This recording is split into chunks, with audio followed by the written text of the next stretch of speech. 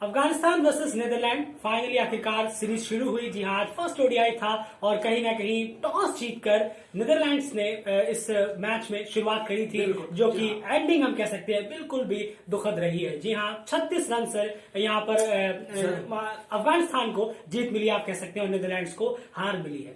सबसे बड़ी जो वजह रही है हारने की कहीं ना कहीं वो उस पर हम जरूर डिस्कस करेंगे, लेकिन सबसे पहले बात बैटिंग आज अफगानिस्तान ने पहले की है। जी हाँ, अफगानिस्तान बैटिंग करी है, लेकिन क्या आपको लगता है कि सुटेबल स्कोर वो दे पाए? कहीं ना कहीं एज अ बैटिंग यूनिट कहीं थोड़ी बहुत फेलियर होती हुई नजर आई अफगानिस्तान की। बिल्कुल जाहिर तौर पर है, कहीं ना कहीं फेलियर हुए हैं। 50 ओवर भी आपने खेले और 250 का मार्क भी क्रॉस नहीं कर पाए आप, तो ऑब्वियसली फेलियर है ही। उनके स्पिनर्स भी देखें तो बहुत अच्छी बॉलिंग कराई, चाहे आप ब्रैंडन ग्रोवर को देख लें, आप एक्करमैन को देख लें, फिलिप बॉसवेन, ये सभी स्पिनर हैं। फ्रेड क्लासन जो मीडियम बॉलर है, शुरू में भी झटके दिए उन्होंने, खासकर गुरबाज भी शुरू में आउट हो गए। तो कहीं ना कहीं देखने वाली बात थी कि 250 तो क्रॉस होना चाहिए था कम से कम। मानते हैं विकेट थोड़ा स्लो था, कहीं ना कहीं स्पिन को ज्यादा फ्रेंडली विकेट था, एशिया में आप खेल रहे हैं, कोई बड़ी बात नहीं है, लेकिन 250 तो मिनिमम होना ही चाहिए था। बिल्कुल, इस पूरी बैटिंग आर्म में चलिए ठीक है, ऑन ऑफ चल रहा है। सबने अच्छी अपनी छोटी छोटी इनिंग्स खेली हैं और फील्ड भी एक बेहतर स्कोर तक पहुंचाया, कम से कम इतने स्कोर तक तो पहुंचा ही दिया कि उन्हें पता था कि हमारे जो स्पिनर्स हैं उन पे हम यकीन रख सकते हैं कि 229 के आसपास का जो ये चेज स्कोर है, 223 के आसपास का जो चेज है, इतना आसान बिल्कुल भी नहीं होने वाला और आसान दिख भी नहीं रहा था। एक प्लेयर की मैं बात जरूर पूछना चाहूंगा, रहमतुल्लाह गुरबाज अच्छे प्लेयर होने के बावजूद भी इंटरनेशनल क्रिकेट में हम उनसे बेटर इनिंग काफी टाइम से देख नहीं पा रहे हैं। रीजन क्या है? वर्ल्ड कप भी गया, वहां पे भी खाली हाथ ही रहे थे वो। बिल्कुल, देखिए शायद बहुत ज्यादा कहना होगा कि रॉन्ग लाइन पे ज्यादा खेलना वो चले जाते हैं। ये हमने भी देखा था, कई बार हम उनको देख चुके हैं, श्रीलंकन प्रीमियर लीग में भी कहें या कई जगह लीग खेलते हैं वहां पे, और मैचेस में भी जो नेशनल टीम के लिए खेलते हैं, रॉन्ग लाइन बहुत खेलते हैं। यानी कि जिस लाइन पे खेलना चाहिए वहां वो नहीं खेलते, वो उसके विपरीत डिफरेंट लाइन में खेलते हैं। ये आज भी इनके साथ यही हुआ और सीधा बोल्ड हो गए। वो मारना कहीं और था, बॉल कहीं और की थी, उन्होंने सोचा कुछ और बल्ला कहीं चलाया कहीं और। तो ये उनके साथ बहुत रहता है, कई बार हम देख चुके हैं, ये पहली बार नहीं है जो हुआ है, कई बार उनके साथ ऐसा हो चुका है। बिल्कुल, तो 223 का स्कोर जो है वो इतना आसान बिल्कुल भी नहीं था, खास करके सामने की टीम की बॉलिंग अटैक को देखते हुए। नीदरलैंड्स की शुरुआत हम कह सकते हैं बिल्कुल भी अच्छी नहीं हुई इस चेस के दौरान, जबकि आपका सामना डायरेक्टली स्पिनर से भी शायद नहीं हुआ था। बिल्कुल, और पहला जो विकेट है तो थोड़ी बहुत पार्टनरशिप भी हुई, लग रहा था कि चलिए 32 पे पहला गिरा था, कहीं ना कहीं उम्मीद थी, कोशिश 32 पे गिरा है, लोअर टारगेट है, तो आप मिडिल ऑर्डर से भी उम्मीद कर सकते हैं कि चलिए आप कम से कम थोड़ा पार करे, 100 या 150 के तकरीब कभी करीब विकेट गिरे, थोड़ा 2-3 विकेट गिरे, तब जाके शायद मैच में कंट्रोल हो। लेकिन 32 के बाद आते आते आप 150 तक आते आते आपके 5 विकेट गिर जाते हैं।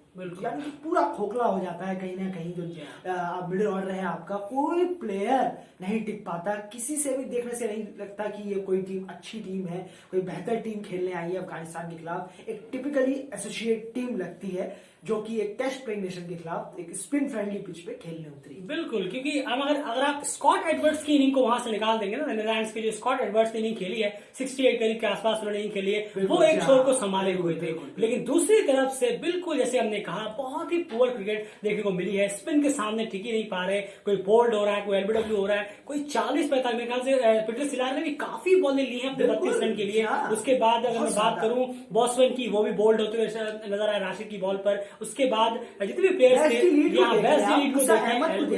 इतनी बॉलें वो ले रहे हैं, इतनी ज्यादा डिफेंसिव वे में चले जा रहे हैं। एक विकेट गिरा है, मैं बताना चाहूंगा व्यूअर्स को भी, एक विकेट गिरा है, 2 विकेट गिरे हैं। आप शेल में क्यों जा रहे हैं? अभी तो आपके बैट्समैन आना बाकी है, डरने की क्या जरूरत है? स्कॉट एडवर्ड वहां मौजूद है, लेकिन डरने की जरूरत है क्योंकि भैया हमें खेलना नहीं आता, तो हम तो डरेंगे ही ना। यही रीजन है नीदरलैंड के फेलियर का जो आज हुआ है। बिल्कुल, डेफिनेटली, क्योंकि अगर आप शेल में चले जाएंगे कहीं ना कहीं ये सोच के कि नहीं सामने बहुत बड़े नाम है, स्पिनर्स है, हम क्योंकि स्पिनर्स के खिलाफ क्लियरली दिख रहा था, बॉडी लैंग्वेज से पता चल रहा था कि स्ट्रगल कर रहे हैं बजाय पेसर के। तो ये कहीं ना कहीं एक सबसे बड़ा डिसअपॉइंटमेंट रहा कि 223 के आसपास का स्कोर भी नीदरलैंड चेज नहीं कर पाया। 223 के स्कोर में सबसे बड़ी बात कि आप 36 रन के मार्जिन से हारते हैं, डेफिनेटली किसी भी तरह से एक्सेप्टेबल, और वो भी तब जब टॉस भी आपने जीता हो, डिसीजन भी आपने ही लिया था ये तो कहीं ना कहीं ये बहुत ज्यादा बैकफायर करता हुआ नजर आया। लेकिन परफॉर्मेंस कह सकते हैं काफी बेहतर रही है अफगानिस्तान की तरफ से इस मैच में। और राशिद खान जबरदस्त बॉलिंग उनकी भी रही है।